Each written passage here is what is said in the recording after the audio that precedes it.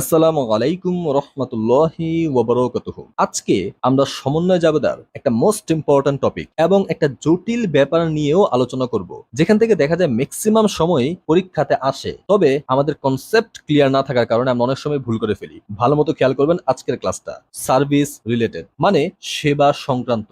এই সেবা সংক্রান্ত জাবেদা ম্যাক্সিমাম টাইম দেখা যায় সমন্বয় জাবেদার মধ্যে থাকেই থাকে। সেবা জিনিসটা কি? স্বাভাবিক একটা ব্যাপার। পণ্য বিক্রি কেন করে? আয় করার জন্য। আবার অনেকে তো আছে যে কোনো কিছু বিক্রি করে না, সেবা দেয়, সে সেবা দিয়ে আয় করে। দুই ধরনের কোম্পানি থাকে। এক ধরনের কোম্পানি যারা কোনো কিছু বিক্রি করে আয় করে, আবার আরেক ধরনের কোম্পানি যারা সেবা দিয়ে আয় করে। বিক্রয়টাও একটা আয়, সেবাটাও একটা আয়।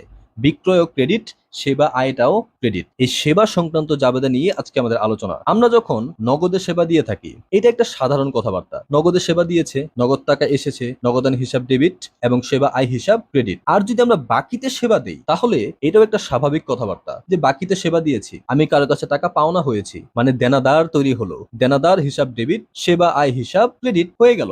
স্বাভাবিক কথাবার্তা, বাকিতে বিক্রয়ের মতোই। কিন্তু এই বাকিতে সেবা দেওয়াটাকেই একটু ভিন্নভাবে লেখা হয় মাঝে মাঝে। এইখানে আপনারা স্ক্রিনে দেখতে পাচ্ছেন সেবা দিয়ে বিল প্রদান। সেবা দেয়া হয়েছে, টাকা এখনো পাইনি, জাস্ট তাকে একটা বিল দেয়া হয়েছে যে ভাই দেখেন আমি এই পরিমাণ সেবা আপনাকে দিয়েছি। এটা কিন্তু বাকিতে সেবা প্রদান। অনেক ক্ষেত্রেই আমরা এই ব্যাপারটা না বুঝার কারণে এই জাবেদাটা আমরা করতে পারি না। সেবা দিয়ে বিল প্রদান মানে হচ্ছে বাকিতে সেবা প্রদান। অ্যান্সারটা আমরা ভালো মতো জানি, কিন্তু ওই যে প্রশ্নটা না বুঝার কারণে আমরা অ্যান্সারটা করতে পারি না। এই কথাটাকে ইংরেজিতে বলে সার্ভিস প্রোভাইডেড বাট আনবিল্ড। সেবা তো দিয়েছি ভাই, টাকা এখনো পাই নাই। তাহলে সাধারণ যে বাকিতে সেবা দেওয়ার জাবেদা, ওই জাবেদাটাই এখানে হবে। নিচে দেখেন দেনাদার হিসাব ডেবিট আর সেবা আয় হিসাব ক্রেডিট। দেখেন আমাদের যে হিসাব বিজ্ঞানের কনসেপ্ট ছিল, আমি যদি কাউকে সেবা দিয়ে দেই, টাকা পাই আর না পাই, আমার কিন্তু ওইটা আয় হিসাবে গণ্য হয়ে যাবে, কারণ আমি তো কাজটা করে ফেলেছি। এই জন্য একটা আয় তৈরি হয়েছে। আর আয়টা কোন দিকে যায়? ক্রেডিট দিকে। এবং সাথে সাথে একটা সম্পত্তিও তৈরি হয়েছে, কারণ টাকাটা এখনো পাই নাই, ইন ফিউচার পাবো। কার কাছে থেকে পাবো? দেনাদারের কাছে থেকে পাবো, মানে অ্যাকাউন্টস রিসিভেবল। এই যে A/R ইংরেজিতে, এটার মানে হচ্ছে অ্যাকাউন্টস রিসিভেবল, মানে দেনাদার। Accounts receivable debit, service revenue credit. এখন এটা তো ছিল সহজ স্বাভাবিক কথাবার্তা। চলেন একটু জটিলতার দিকে যাই। অনুপার্জিত আয়। এই অনুপার্জিত আয় জিনিসটা কি? সহজ কথায় বলতে গেলে অগ্রিম আয়। ধরেন আমি একটা স্টুডেন্টকে পড়ানোর আগেই 1 মাসের বেতন নিয়ে নিলাম। এই যে আমি আমার আয়টা অগ্রিম অগ্রিম করে ফেললাম, তাকে সেবা দেওয়ার আগেই টাকাটা নিয়ে নিলাম, এটাকে বলা হয় অনুপার্জিত আয়। এখন অনুপার্জিত আয় আসলে কোনো আয় না, এটা একটা দায়। হিসাব বিজ্ঞানের কনসেপ্টটা কি ছিল?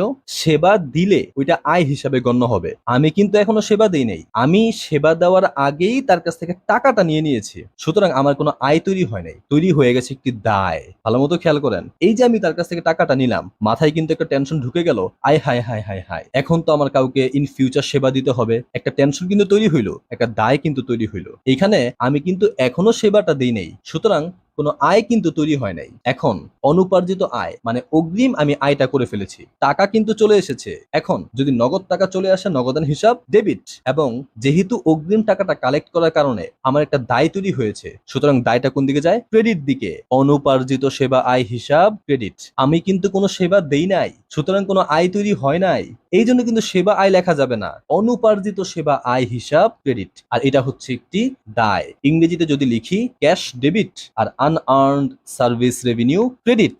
এখন 1 মাস যখন আমি স্টুডেন্টকে পড়িয়ে ফেলবো, তখন অবস্থাটা কি হবে? তখন জাবেদাটা কি হবে? চলুন এটা দেখা যাক। 1 মাস যখন আমি স্টুডেন্টকে পড়িয়ে ফেললাম, এখন কিন্তু এটা আর অনুপার্জিত রইল না, এখন কিন্তু এটা উপার্জিত বা অর্জিত হয়ে গেল, কারণ আমি তো আমার কাজ করে ফেলেছি। যখনই আমি কাজ করে ফেলবো, মানে আমি আমার সেবাটা দিয়ে ফেলেছি, এখন কিন্তু আমার আয় হয়ে গেছে। এখন কিন্তু একটা আয় আমি আমার হিসাবের খাতায় দেখাতে পারি। যখন আমি সেবাটা দিয়ে ফেলবো, তখন সেবা আয় হিসাব কোন দিকে যাবে? ক্রেডিট দিকে যাবে, কারণ আমি তো আমার কাজ করে ফেলেছি। আর যখনই কাজ করে ফেলবো, তখন একটা কি তৈরি হয়ে যাবে?